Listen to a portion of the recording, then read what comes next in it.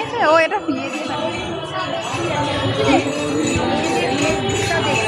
না না না, বাচ্চারা বই ফেলে দিয়ে অতিরিক্ত মোবাইলের প্রতি আসে।